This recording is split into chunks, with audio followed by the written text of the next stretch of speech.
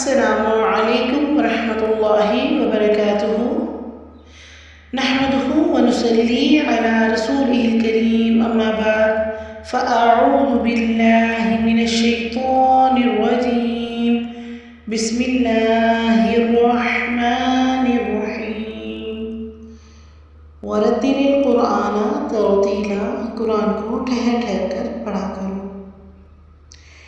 کیسے ہیں آپ سب؟ امید کرتی ہوں کہ سب خیر وافیت سے اور ایمان کی بہترین حالت میں ہوں گے انشاءاللہ۔ آپ سب سے ریکویسٹ ہے پلیز چینل کو سبسکرائب ضرور کر دیا کریں، ویڈیو کو لائک ضرور کیا کریں اور کمنٹ ضرور کر دیا کریں، اس سے حوصلہ افزائی ملتی ہے۔ آج ہم سورہ الکہف آیت نمبر 9 پڑھیں گے انشاءاللہ سبحانہ وتعالی۔ اس سے پہلے ہم حفظ کی دعائیں پڑھیں گے۔ میں ایک بار پڑھتی ہوں، آپ نے 3 بار حفظ کی دعائیں پڑھنی ہیں انشاءاللہ۔ رب اشرح لي صدري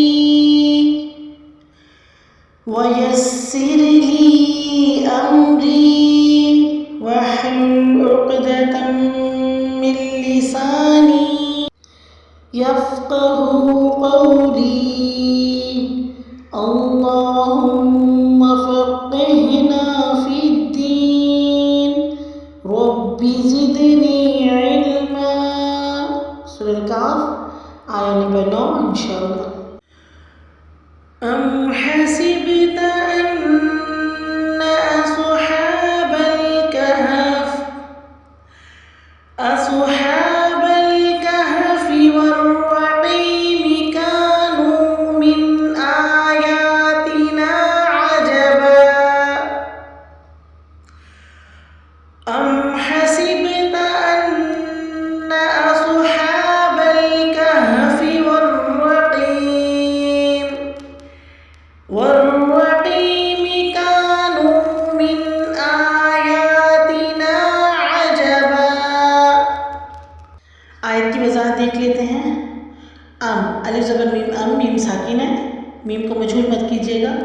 حسبتا میں ٹھنڈے والا ہا کو آپ نے کلیئر کرنا ہے، صحیح پروناؤنس کر کے پڑھنا ہے۔ سیبتا میں سین کو سیٹی کی آواز کے ساتھ پڑھتے ہوئے با ساکن پہ لائٹ کرکلا ہوگا۔ حسبتا ان نون مشدد کا غنہ ہے، یہاں پہ یہ فرسٹ لیول آف غنہ ہے، اس کو آپ نے، اس کو طویل ترین غنہ بھی کہتے ہیں، تو آپ نے طویل غنہ کے ساتھ پڑھنا ہے۔ ان اصحاب الکہف میں آپ نے صاد کو صحیح سے پروناؤنس کرنا ہے، ہا کو کلیئر کرتے ہوئے واضح آواز سے پڑھتے ہوئے کھڑی زبر کے ساتھ 2 کاؤنٹس کے ساتھ آپ نے پڑھنا ہے۔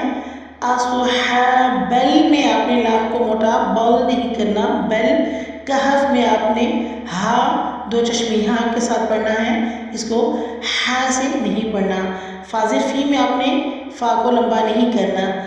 اصحاب الکہف، اصحاب الکہف۔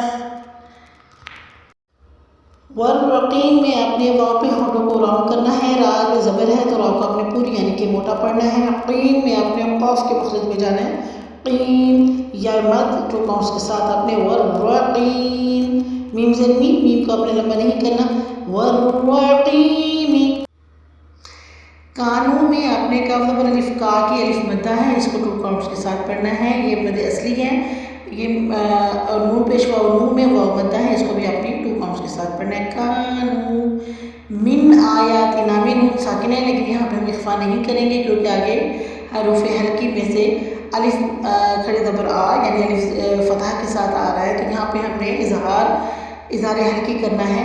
من آیاتنا، آ یا الف پہ کھڑے زبر، یا پہ کھڑے زبر، یہاں پہ آپ نے 2 کاؤنٹس کے ساتھ پڑھنا ہے۔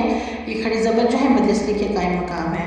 تازی تی کو آپ نے لمبا نہیں کرنا کہ یا لگنے لگ جائے، آیاتینا نہیں کرنا، آیاتینا۔ نا میں نون زبر الف نا الف ساکن ہے، تو یہاں پہ بھی مد اصلی ہو رہی ہے، الف مدہ یعنی 2 کاؤنٹس کے ساتھ مد اصلی، آیاتینا۔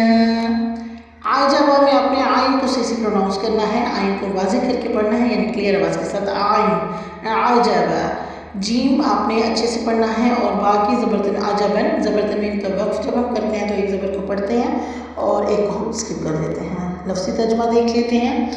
ام کیا حسبتا سمجھا آپ نے، انا کہ بے شک اصحاب الکہف غار والے والرقیم اور قطبے والے کانو تھے وہ من آیاتنا ہماری نشانیوں میں سے عجبا عجیب۔ با محاورہ ترجمہ دیکھ لیتے ہیں۔ کیا تمہارا یہ خیال ہے کہ غار اور رقیم والے لوگ ہماری نشانیوں میں سے کچھ زیادہ عجیب چیز تھے؟ چلیے تو ہم تفسیر دیکھ لیتے ہیں، اس آیت کی تھوڑی لمبی ہو گئی۔ یعنی حق تعالیٰ کی قدرت عظیمہ کے لحاظ سے اصحاب کہف کا قصہ جو آگے مذکور ہے کوئی اچنبھا نہیں جسے حد سے زیادہ عجیب سمجھا جائے۔ زمین، آسمان، چاند، سورج وغیرہ کا پیدا کرنا، ان کا محکم نظام قائم رکھنا، انسان ضعیف البنیان کو سب پر فضیلت دینا، انسانوں میں انبیاء کا بھیجنا، ان کی قلیل و بے سر و سامانی جماعتوں کو بڑے بڑے متکبرین کے مقابلے میں کامیاب بنانا، خاتم الانبیاء اور رفیق غار حضرت ابوبکر صدیق رضی اللہ تعالیٰ عنہ کو دشمنوں کے نرغے سے نکال کر غار ثور میں 3 روز ٹھہرانا، کفار کا غار کے منہ تک تعاقب کرنا، پھر ان کو بے نیل و مرام واپس لوٹانا، آخر گھر بار چھوڑنے والے مٹھی بھر بے سر و سامانوں کو تمام جزیرہ العرب بلکہ مشرق و مغرب میں اس قدر قلیل مدت کے اندر غالب و منصور کرنا۔ کیا یہ اور اس قسم کی بے شمار چیزیں اصحاب کہف کے قصہ سے کم عجیب ہیں؟ اصل یہ ہے کہ یہود نے قریش کو مشورہ دیا تھا کہ محمد صلی اللہ علیہ وآلہ وسلم سے آزمائش کے لیے 3 سوال کریں۔ روح کیا ہے؟ اصحاب کہف کا قصہ کیا تھا؟ اور ذوالقرنین کی سرگزشت کیا تھی؟ اصحاب کہف کے قصہ کو عجیب ہونے کی حیثیت سے انہوں نے خاص اہمیت دی تھی، اسی لیے اس آیت میں بتلایا گیا کہ وہ اتنا عجیب نہیں جیسے تم سمجھتے ہو، اس سے بڑھ کر کہیں عجیب و غریب نشانات قدرت موجود ہیں۔ آگے اصحاب کہف کا قصہ اول مجملاً پھر مفصلاً بیان فرمایا۔ کہتے ہیں کہ چند نوجوان روم کے کسی ظالم و جابر بادشاہ کے عہد میں تھے، جس کا نام بعض نے دقیانوس بتلایا۔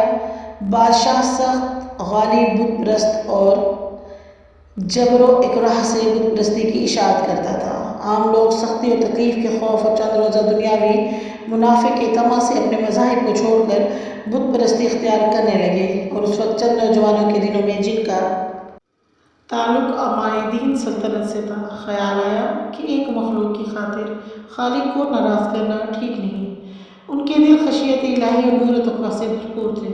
حق تعالیٰ نے انہیں صبر، استقلال و توکل و تبتل کی دولت سے انہیں مالا مال کیا تھا۔ بادشاہ کے روبرو جا کر بھی انہوں نے لن ندعو من دونہ شفیعا کا نعرہ مستانہ لگایا، اور ایمانی جرأت و استقلال کا مظاہرہ کر کے دیکھنے والوں کو مبہوت و حیرت زدہ کر دیا۔ بادشاہ کو کچھ ان کی نوجوانی پر رحم آیا اور کچھ دوسرے مشاغل و مصالح مانے ہوئے انہیں فوراً قتل کر دے۔ چند روز کی مہلت دی کہ وہ اپنے معاملہ میں غور و نظر ثانی کر لیں۔ انہوں نے مشورہ کر کے طے کیا کہ ایسے فتنہ کے وقت جب کہ جبر و تشدد سے عاجز ہو کر قدم ڈگمگا جانے کا بہرحال خطرہ ہے، مناسب ہوگا کہ شہر کے قریب کسی پہاڑ میں روپوش ہو جائیں۔ واپسی کے لیے مناسب موقع کا انتظار کریں۔ دعا کی کہ خداوند تو اپنی خصوصی رحمت سے ہمارا کام بنا دے اور رشد و ہدایت کی جادۂ پیمائی میں ہمارا سب انتظام درست کر دے۔ آخر شہر سے نکل کر کسی قریبی پہاڑ میں پناہ لی اور اپنے میں سے ایک کو مامور کیا کہ بھیس بدل کر کسی وقت شہر میں جایا کرے تاکہ ضروریات خرید کر لا سکے اور شہر کے احوال و اخبار سے سب کو مطلع کرتا رہے۔ جو شخص اس کام پر مامور تھا اس نے ایک روز اطلاع دی کہ آج شہر میں سرکاری طور پر ہماری تلاش ہے اور ہمارے اقارب و اعزاء کو مجبور کیا جا رہا ہے کہ ہمارا پتہ بتلائیں۔ یہ مذاکرہ ہو رہا تھا کہ حق تعالیٰ نے ان سب پر اپنا دفع ترمیم طاری کر دی۔ کہا جاتا ہے کہ سرکاری آدمیوں نے بہت تلاش کیا، پتہ نہ لگا، تھک کر بیٹھ رہے اور بادشاہ کی رائے سے ایک سیسہ کی تختی پر ان نوجوانوں کے نام اور مناسب حالات لکھ کر خزانہ میں ڈال دیے گئے تاکہ آنے والی نسلیں یاد رکھیں کہ ایک جماعت حیرت انگیز طریقہ سے لاپتہ ہو گئی۔ ممکن ہے کہ آگے چل کر اس کا کچھ سراغ نکلے اور بعض عجیب واقعات کا انکشاف ہوا۔ یہ نوجوان کسی مذہب پر تھے، اس میں اختلاف ہوا ہے۔ بعض نے کہا کہ نصرانی یعنی اصل دین مسیح کے پیرو تھے، لیکن ابن کثیر نے قرائن سے اس کو ترجیح دی ہے کہ اصحاب کہف کا قصہ حضرت مسیح علیہ السلام سے پہلے کا ہے۔ واللہ عالم۔ رقیم پہاڑی کی کھو کو کہتے ہیں اور بمعنی مرقوم بھی آتا ہے یعنی لکھی ہوئی چیز۔ مسند بن حمید کی ایک روایت میں جسے حافظ نے اعلیٰ شرط البخاری کہا ہے، ابن عباس سے رقیم کے دوسرے معنی منقول ہیں، یعنی اصحاب کہف اور اصحاب رقیم ایک ہی جماعت کے دو لقب ہیں۔ غار میں رہنے کی وجہ سے اصحاب کہف کہلاتے ہیں اور چونکہ ان کے نام و صفت وغیرہ کی تختی لکھ کر رکھ دی گئی تھی، اس لیے اصحاب رقیم کہلائے گئے۔ مگر مترجم محقق رحمۃ اللہ علیہ نے پہلے معنی لیے ہیں اور پھر بہرصورت اصحاب کہف و اصحاب رقیم کو ایک ہی قرار دیا۔ بعض علماء کی رائے یہ ہے کہ اصحاب رقیم کا قصہ قرآن میں مذکور نہیں ہوا، محض عجیب ہونے کے لحاظ سے اصحاب کہف کے تذکرہ میں اس کا احوال دے دیا گیا، اور فی الحقیقت اصحاب رقیم کھو والے 2-3 شخص ہیں جو بارش سے بھاگ کر ایک غار میں پناہ گزین ہوئے تھے۔ اوپر سے ایک بڑا پتھر آن پڑا تھا جس نے غار کا منہ بند کر دیا۔ اس وقت